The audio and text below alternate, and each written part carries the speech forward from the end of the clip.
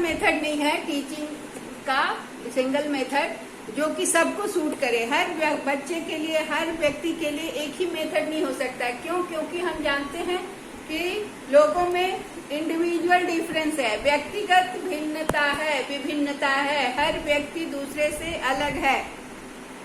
एक घर के भी 4 बच्चे हैं या 3 बच्चे हैं, जो भी हैं, वो आपस में एक दूसरे से अलग है। किसी हर एबिलिटी में, mental ability, physical ability, personality, physical appearance, बहुत सारी चीजों में विभिन्नता होती है। एक ही घर में सबके IQ लेवल अलग अलग होते हैं, मेंटल लेवल अलग होते हैं। तो हर बच्चे के लिए क्लास में भी उसी तरह से हर तरह के बच्चे होते हैं। तो हम एक ही विधि से, एक ही मेथड से हर बच्चे को नहीं पढ़ा सकते। So we can't teach all the students in with one single method. So there are so many methods. We will discuss them one by one. It is also not appropriate to apply same methodology to all learners.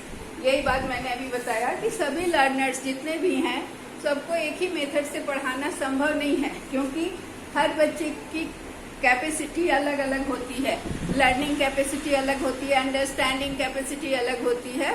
तो इसीलिए child centred method को कहा जाता है पढ़ाने के लिए कि बच्चा बाल केंद्रित विधि से पढ़ाना चाहिए, ताकि बच्चों के हिसाब से पढ़ाना है कि वो बच्चे कहाँ तक जानते हैं, कहाँ से उनको शुरू करना है। तो ये तो हम इंग्लिश लैंग्वेज या कोई भी लैंग्वेज का टीचिंग का मेथड है, not necessarily it is English. Okay, तो कुछ मेथड को पहले हम समझ लेते हैं कि क्या है क्रोनोलॉजिकल ऑर्डर, किस तरह से वो सीक्वेंस में है, क्रमबद्ध तरीके से कैसे है। पहला है ग्रामर ट्रांसलेशन। ग्रामर ट्रांसलेशन में क्या होता है कि लिटरेरी टेक्स्ट होता है और उसको इंग्लिश से या हिंदी से, इंग्लिश और हिंदी, या तो उसको इंग्लिश से अपने नेटिव लैंग्वेज में करिए या फिर नेटिव लैंग्वेज से इंग्लिश में कीजिए। ठीक है, तो ये मेथड अब धीरे धीरे जब से convent schools, English medium schools जो आ गए, जिसको हम कहते हैं प्राइवेट स्कूल्स, तब से क्या हुआ है कि आप ये जो ट्रेडिशनल मेथड था, ट्रांसलेशन मेथड, धीरे धीरे खत्म हो रहा है। ठीक है, अब क्या है कि आपको सीधे इंग्लिश सिखाया जाता है। तो इंग्लिश हो या कोई भाषा हो, उस किसी भाषा से इंग्लिश में जाना या इंग्लिश से फिर अपनी भाषा में आना, that is known as grammar translation method. वहाँ पर ग्रामर का ध्यान रखना होता है। ये बहुत पुराना मेथड है, इसे क्लासिकल मेथड कहा जाता है, शास्त्रीय विधि। ठीक है, अभी फिर हम लोग को ये मेथड्स जो मेन मेथड है उनको हम डिटेल में भी देखेंगे। डायरेक्ट मेथड क्या है? डायरेक्ट मेथड ये ग्रामर ट्रांसलेशन मेथड हुआ, जिसमें जो भी लिटरेरी टेक्स्ट लिखा है उसको आप क्या करते हैं, ट्रांसलेट करते हैं अपनी भाषा से इंग्लिश में या इंग्लिश से अपनी भाषा में। ठीक है, दूसरा है डायरेक्ट मेथड, जिसमें एवरीडे स्पोकन लैंग्वेज, जो भी हम रोज बात करते हैं, जो बोलते हैं, students learns by associating meaning directly in English. जो भी हम बात कर रहे हैं उसको क्या करते हैं, बच्चे कैसे सीखते हैं, डायरेक्ट वर्ड को एसोसिएट करते हैं। ठीक है, कि उसको किसी भी जिस लैंग्वेज में करना है वो सीख लेते हैं। जैसे पानी को वो बच्चा डायरेक्ट अपने से एसोसिएट करता है, किससे, पानी को वाटर से एसोसिएट करता है। तो ये क्या है, discovering the importance of speaking. बोलते बोलते बहुत चीज सीख जाते हैं। आप देखते होंगे आपके घर में जो काम करने वाली आती है वो बहुत सारा इंग्लिश वर्ड यूज करती है ना। कैसे सीखती है वो डायरेक्ट मेथड से सीखती है। सुन के बोलते बोलते समझ जाती है कि नहीं, वो इस समय ऐसे बोला जाता है, मतलब इसका मतलब ये होगा। और इतना ही नहीं कि वो अंदाज से बोलती है, ऐसा नहीं है, उसको समझ में भी आने लगता है। तो धीरे धीरे वो सुन कर सीख लेती है। वो ट्रांसलेट नहीं करती यहाँ पर, लेकिन वहाँ पर ये सुन के सीखती है। तो इसलिए बोलने का ये महत्व है कि आप बोलेंगे तो कुत्ता भी समझता है ना, डॉग भी जिसके घर में होता है, सब इंग्लिश में बात करते हैं डॉग से, कैसे वो अंडरस्टैंड करता है, बोलते बोलते समझते समझते सीखता है। छोटा बच्चा घर में होता है, वो पहले नेटिव लैंग्वेज सीखता है, फिर हिंदी सीखता है, फिर इंग्लिश भी सीख जाता है केवल शब्दों के प्रयोग से। तो this is the direct method, कि सुन के सीख लेना। तीसरा है ऑडियो लिंग्विज्म मेथड। ऑडियो माने सुनना, लैंग्वेज माने भाषा। The first modern methodology,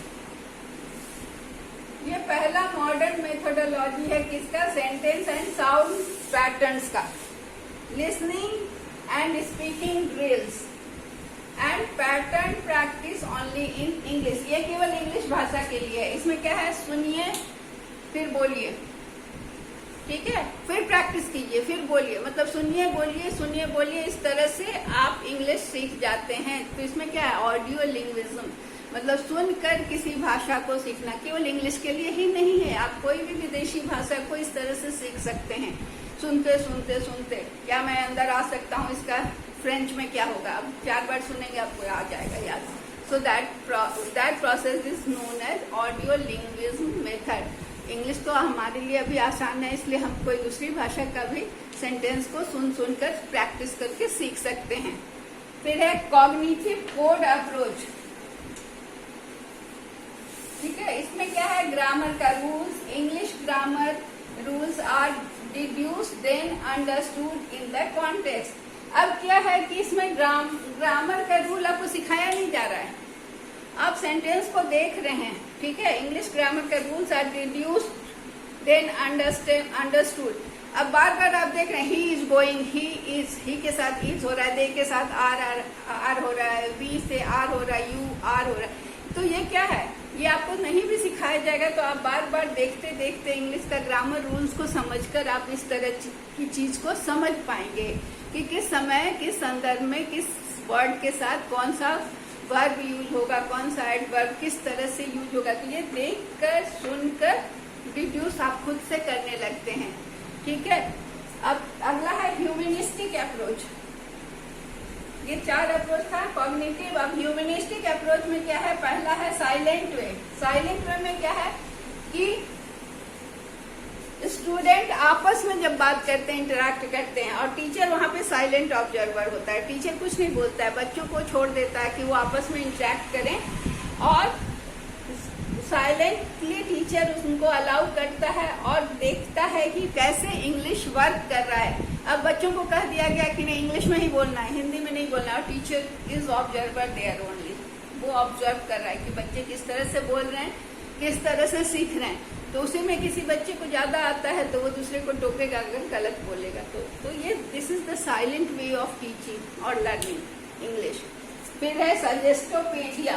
suggestopedia में मतलब meaningful text and vocabularies. Vocabularies तो आप जानते हैं, वर्ड पावर को बढ़ाना, और वो टेक्स्ट ऐसे टेक्स्ट यूज करना, टेक्स्ट मतलब सेंटेंस या वर्ड्स जो कि उसमें सजेस्टोपीडिया में ये सजेशन दिया जाता है कि बच्चों को गाना बजाकर म्यूजिक के साथ सिखा दिया जाए, म्यूजिक वाले एटमॉस्फेयर में जहाँ पर माइंड रिलैक्स हो और वहाँ पर वो वोकेबलरीज को लर्न कर सकते हैं। मतलब वहाँ पर क्या है, इसका क्या मतलब है कि music atmosphere with music encourage learning का मतलब क्या है कि उनको रिलैक्स्ड वातावरण चाहिए, कोई प्रेशर नहीं, कहीं से नहीं इतने वर्ड सीखने इतना या नहीं, बस अच्छा सूदिंग वातावरण रहे। और उसमें जब सीखते हैं हम तो हमारी सीखने की गति ज्यादा होती है। फिर है कम्युनिटी लैंग्वेज लर्निंग।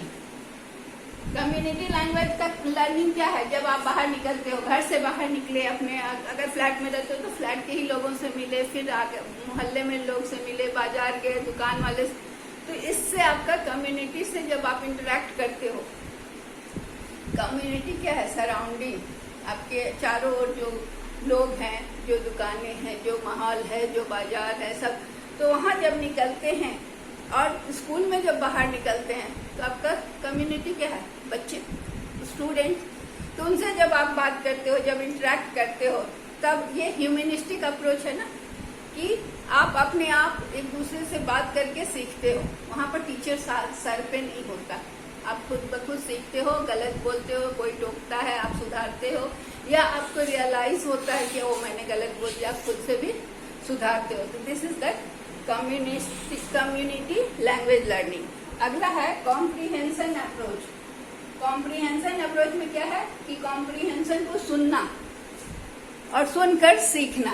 अगला है communicative language teaching. Communicative language teaching में क्या होता है कि आप कैसे एक दूसरे से बात करोगे, इसको सीखना। तो इसमें क्या है, understanding English through game, role play etcetera. अब यहाँ पर क्या है कि आप कम्युनिकेटिव इंग्लिश या लैंग्वेज कैसे सीख रहे हैं, तो आप प्लेग्राउंड में सीख रहे हैं बात करते हुए, या फिर आप रोल प्ले कर रहे हैं, आपसे ड्रामा कराया जा रहा है तो आपको डायलॉग डिलीवरी करना है, वहां पर आप लैंग्वेज सीख रहे हैं, अंडरस्टैंडिंग लैंग्वेज को आप सीख रहे हैं। आपका जो रोल है आपको उसमें सिखा दिया गया है। इसमें क्या होता है देखते हैं, आप किसी भी भाषा के लोग गाना गा देते हैं, साउथ इंडियन भी बांग्ला गाना गा लेते हैं, तो ये इसमें क्या होता है वो रोल प्ले करते हैं, उनको लिखा हुआ मिलता है अपनी ही भाषा में, लेकिन उसको वो उस भाव से गा देते हैं जो कि बांग्ला में उसका भाव होगा, जो हिंदी में भाव होगा। तो ये सारी चीजें हैं। या गेम के जरिए, कोई भी गेम खेलने में वर्ड गेम खेलते हैं हम वर्ड पावर बढ़ाने के लिए, तो इस तरह से हमारा लैंग्वेज का टीचिंग और लर्निंग हो जाता है। अगला है content based on relevance to students life topics and task. अब आपके जीवन से संबंधित चीजें जो होती हैं, या किताबें हों या घटनाएं हों या कोई टॉपिक हो, तो जो आपके जीवन से जुड़ी हुई हैं उस पर आप आराम से एक्सप्रेस कर सकते हो, तो लैंग्वेज की लर्निंग हो जाती है। आपका टॉपिक दे दिया जाए आपके जीवन से जुड़ी हुई, ठीक है, कि आप लिख के लाना, एक डायरी लिख के लाना, आज का डायरी कि आप सुबह से उठ के क्या क्या किए, तो आप जब इसको आप एक्सप्रेस करते हो अपने शब्दों में, तो आपकी लैंग्वेज लर्निंग खुद ब खुद होती है। ठीक है, फिर टॉपिक्स दे दिया जाता है, कोई भी टॉपिक, कोरोना पे लिखो या कुछ, जिस तरह से आपने मतलब कोरोना पर कल जो दीपाली ने लाया था वो बहुत इंफॉर्मेटिव था। मैं उसका रिकॉर्डिंग चाहूंगी, दीपाली भेज देना, ठीक है, अपना एक्सपोजिटरी राइटिंग का रिकॉर्डिंग मुझे भेज देना व्हाट्सएप पे, ठीक है। फिर वो टॉपिक्स, फिर आपको टास्क दिया जाता है, टास्क आपको दिया जाता है वो टास्क परफॉर्म करने के लिए, तब भी आपका लैंग्वेज का नॉलेज बढ़ता है। अगला है cooperative learning, vary according to different intelligence. एक है गार्डनर का थ्योरी है, ठीक है, गार्डनर का मल्टीपल इंटेलिजेंस थ्योरी है। गार्डनर नहीं, गार्डनर का मल्टीपल इंटेलिजेंस,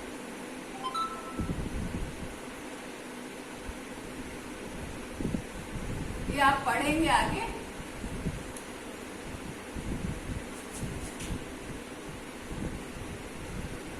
इसमें भी ह्यूमनिस्टिक अप्रोच, हम लोग ये सारी चीजें जो देख रहे हैं ना ह्यूमनिस्टिक अप्रोच में है। तो ये जो गार्डनर का थ्योरी है ना, उसमें 9 तरह के इंटेलिजेंस गार्डनर ने बताए हैं, ठीक है। तो उसमें कौन कौन सा इंटेलिजेंस उसने बताया है गार्डनर ने, हार्वर्ड गार्डनर नाम है, वो हार्वर्ड के थे, ठीक है। तो उन्होंने बताया visual spatial, visual spatial, spatial मतलब क्या होता है, विजुअल जो दिखाई भी पड़े और जगह का ज्ञान हो, विजुअल स्पेशियल। 9 तरह का इंटेलिजेंस में विजुअल स्पेशियल, फिर विजुअल लिंग्विस्टिक। विजुअल स्पेशियल में पिक्चर्स के द्वारा लैंग्वेज सिखाना, मल्टीपल इंटेलिजेंस के बारे में। लेकिन ऐसे जब हम इस तरह के इंटेलिजेंस में जब हम बात करेंगे ना, तो ये इंटेलिजेंस जिसके पास होता है ना, वो स्पेस मैनेजमेंट अच्छे से कर सकता है। तो स्पेस मैनेजमेंट का इंजीनियर्स होते हैं ना, आर्कियोलॉजिस्ट, वो इस श्रेणी में आते हैं, उनका इंटेलिजेंस। लेकिन अभी हम इंटेलिजेंस नहीं पढ़ रहे हैं।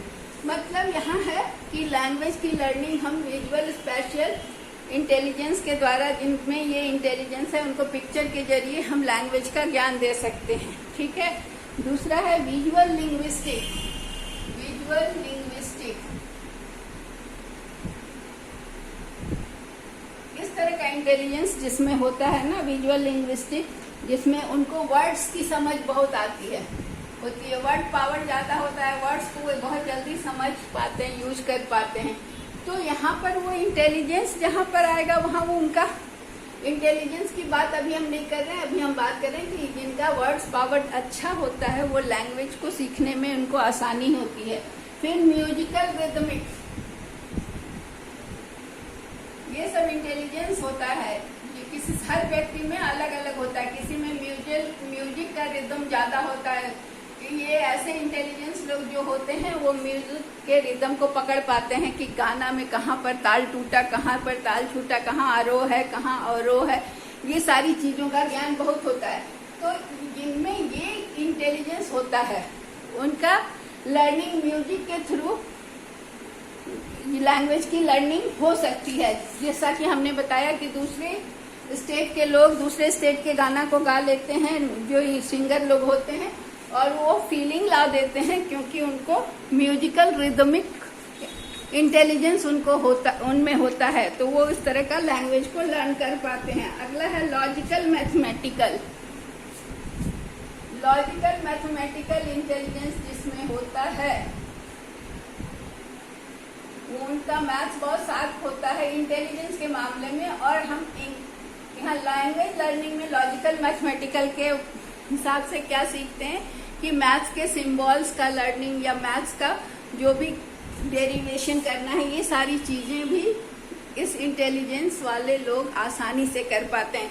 तो कहने का क्या मतलब है कि अलग अलग इंटेलिजेंस वाले अलग अलग तरह से लैंग्वेज को लर्न कर पाते, कोई म्यूजिक के जरिए, कोई स्पेस के पिक्चर के जरिए, कोई वर्ड्स के जरिए, कोई मैथ्स के जरिए, और कोई आपस में इंटरपर्सनल भी एक है। एक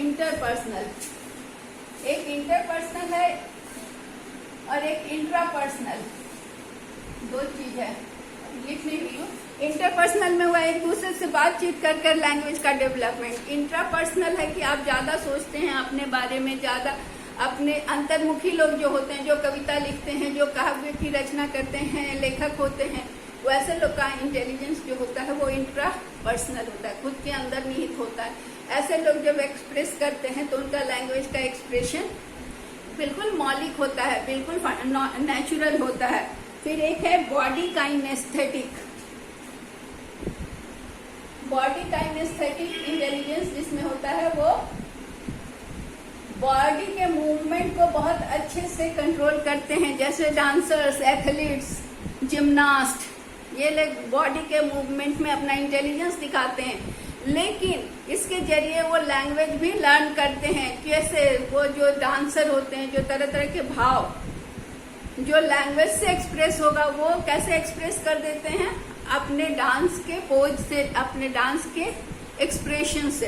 सो दैट इज ये लैंग्वेज लर्निंग का ये मानवोचित ह्यूमनिस्टिक अप्रोच है। इसके अलावा एक और है कोऑपरेटिव लर्निंग में क्या होता है, ये सारी चीज आपको आगे चल के पढ़ना होगा, तो अभी थोड़ा थोड़ा हम लोग बता रहे हैं, सब डिटेल में आगे पढ़ेंगे, ये लैंग्वेज का टॉपिक नहीं है। कोऑपरेटिव लर्निंग में क्या होता है कि ऐसा ग्रुप बना दिया जाए लैंग्वेज सीखने के लिए जिसमें अलग अलग एबिलिटीज हो। कोई ऐसा बच्चा हो जो कॉम्प्रिहेंशन में माहिर हो, कोई ऐसा बच्चा हो जिसके पास बहुत सारा वर्ड पावर हो, वोकेबलरी जिसका अच्छा हो, किसी का ग्रामर अच्छा है, तो इस तरह का एक ग्रुप बना जाए, अलग अलग एबिलिटी के बच्चे का एक ग्रुप बन गया, और ये ग्रुप एक दूसरे को लर्निंग में, लैंग्वेज लर्निंग में मदद करते हैं। जिसको जो आता है वो वहाँ पर सप्लीमेंट करता है, और इस तरह से ह्यूमनिस्टिक अप्रोच से लैंग्वेज लर्निंग आगे होता है। अब हम 3 मेथड्स को अलग अलग से थोड़ा डिटेल में पढ़ेंगे कि लैंग्वेज लर्निंग का जो मेथड है वो कैसे वर्क करता है।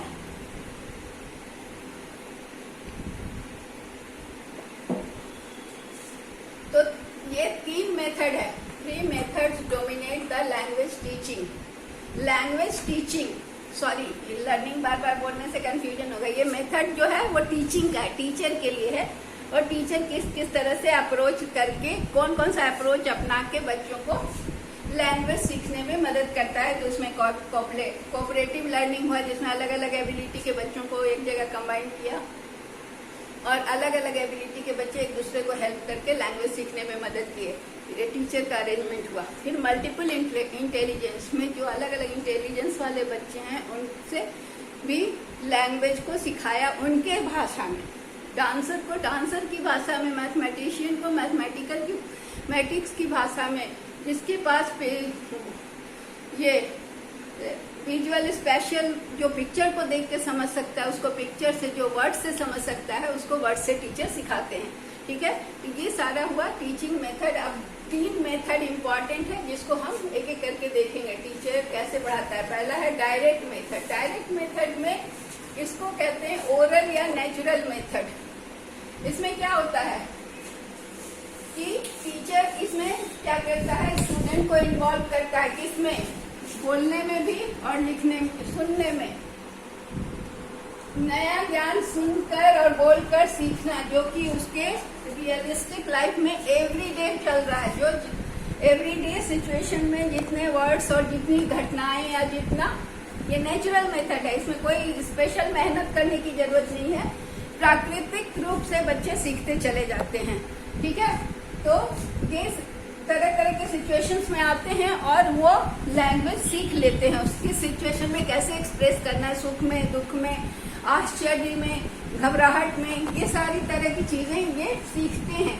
तो क्या होता है कि ये नया नॉलेज रियलिस्टिक सिचुएशन में सीखते हैं। दूसरा है कि ये process gradual acquisition of grammatical structure and vocabulary. इसमें ये नहीं है कि आपको रटवाया जाता है कि ये इतना वर्ड पावर, इतना वर्ड्स याद कर लो, इस तरह का ग्रामर होगा, ये नहीं।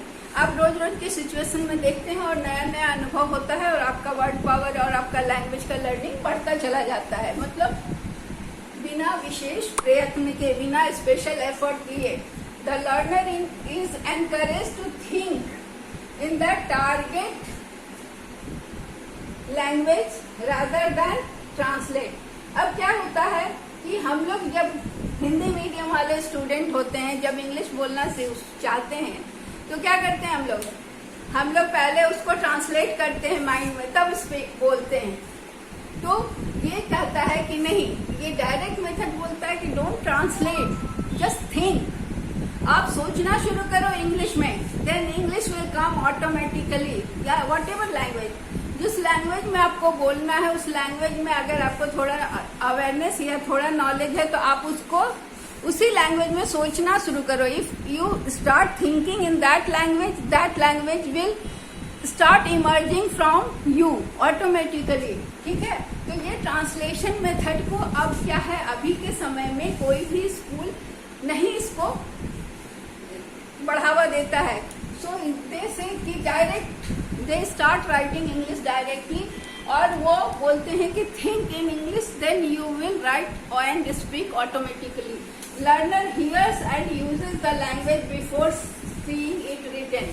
तो पहले क्या करता है, इसमें डायरेक्ट मेथड में पहले वो सुनता है, फिर लैंग्वेज को यूज करता है, तब वो लिखता है। पहले थिंक करके या सुन के सोच के तब वो लिखना शुरू करता है। तो ये हुआ डायरेक्ट मेथड। डायरेक्ट मेथड में don't translate, start writing after hearing and using.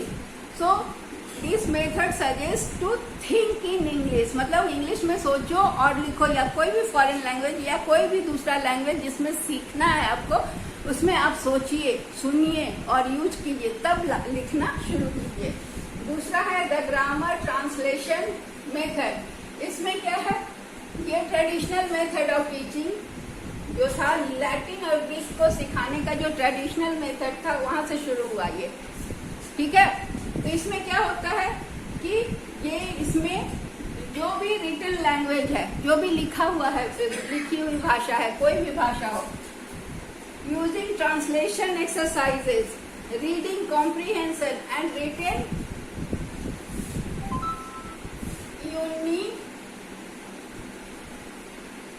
Written imitation of text. Imitation मतलब नकल।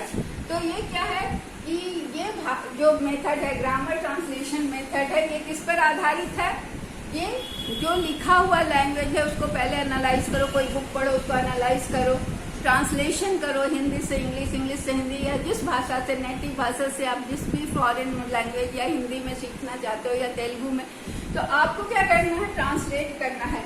उसमें बहुत सारे ट्रांसलेशन की बुक होती थी हम लोगों के समय में, उसमें एक्सरसाइजेज दिए होते थे, हम लोग ट्रांसलेट करना सीखते थे। लेकिन that was the method very appropriate because ना दैट मेक्स यू परफेक्ट। लेकिन अब ये खत्म हो गया।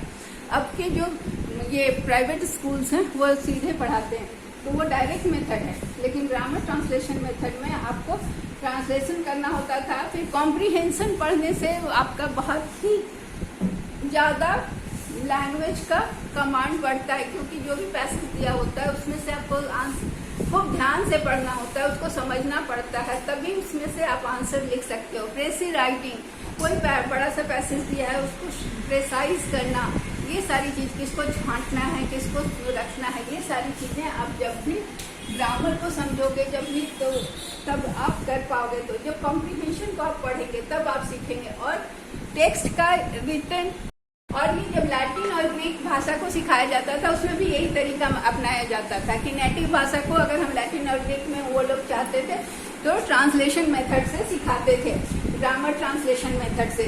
और इसमें क्या होता है कि ट्रांसलेशन का एक्सरसाइजेस दिया होता है, जिसमें कि हिंदी टू इंग्लिश या इनका जो नेटिव लैंग्वेज होगा, नेटिव लैंग्वेज टू लैटिन और ग्रीक, इस तरह के एक्सरसाइजेस दिए होते थे, कॉम्प्रिहेंशन सिखाया जाता था। और टेक्स्ट का रिटन इमिटेशन होता था, मतलब जिस लैंग्वेज में चाहते थे वो टेक्स्ट को कन्वर्ट किया जाता था। फिर learning involves the mastery of grammatical rules. इसमें क्या है, जब आप ट्रांसलेशन करने जाओगे तो आपको ग्रामर का पूरा ज्ञान होना चाहिए।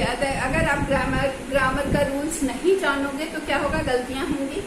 और आपको वोकेबलरी भी याद करना होगा, so that you can translate the words. तो आपका वर्ड पावर भी ज्यादा होना होगा, तभी तो आप किसी वर्ड का ट्रांसलेट आसानी से कर पाओगे।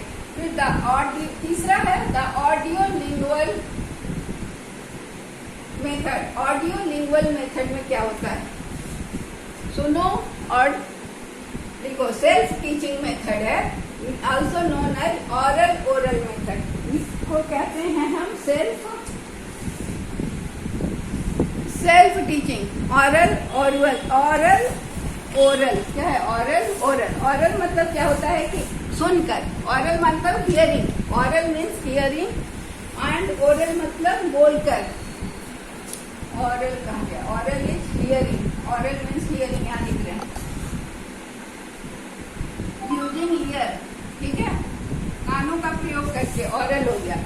और ओरल क्या हो गया कि आपको सुनना है, श्रव्य, जिसको हम कहते हैं श्रव्य सामग्री, सुनने वाली चीजें, जिसको कि किसी भी रिकॉर्डिंग से जो कनेक्टेड हो, तो वो मेथड हुआ। और ओरल मेथड में क्या हुआ कि ऑरल ऑडियो जो हुआ ना वो रिकॉर्डिंग हुआ सुनकर, और ओरल हो गया बोलकर, है ना। The learning is based on repetition of dialogue। बार बार सुनकर बार बार उसको रिपीट किया जा रहा है, बार बार उसका प्रैक्टिस ड्रिल कराया जा रहा है, जैसे बच्चों को सिखाया जाता है। तो dialogues and phrases about everyday situation. अब इसमें क्या है कि रोज रोज के सिचुएशन में जो भी आप बातें करते हो, जो आप डायलॉग बोलते हो, उसको सिखाना। जैसे अभी क्या होता है, फ्रेंच सीखने जो जाते हैं पहले कहते हैं हेलो मॉन्सियर, तो पहले मॉन्सियर बोलना सीखते हैं, मे आई कम इन का फिर इंग्लिश सिखाया जाता है, फ्रेंच में सिखाया जाता है।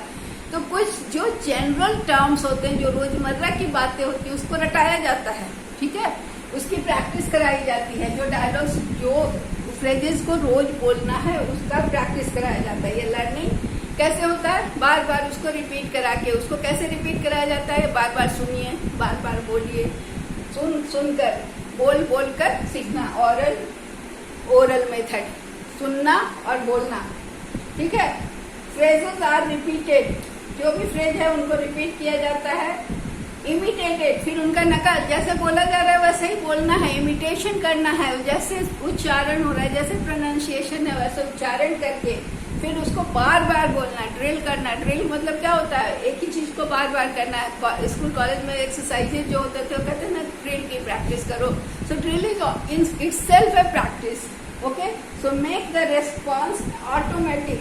तो क्या होगा कि इतना रटा दिया जाएगा, इतना प्रैक्टिस करा दिया जाएगा कि जब ऐसा सिचुएशन आएगा आप खुद ब खुद वो चीज बोल पाओगे, क्योंकि आप एकदम उसको कंठस्थ कर लोगे, याद कर लोगे।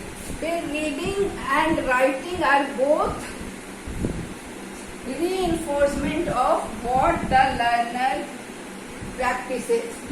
अब जो भी आपने प्रैक्टिस कर लिया, बोल कर, सुन कर, अब उसको लिखना है। और जब आप उसको सही सही लिख लेते हो तो ये आपका रीइंफोर्समेंट है, आपका ये इनाम है, आपका ये एनकरेजमेंट है, ठीक है।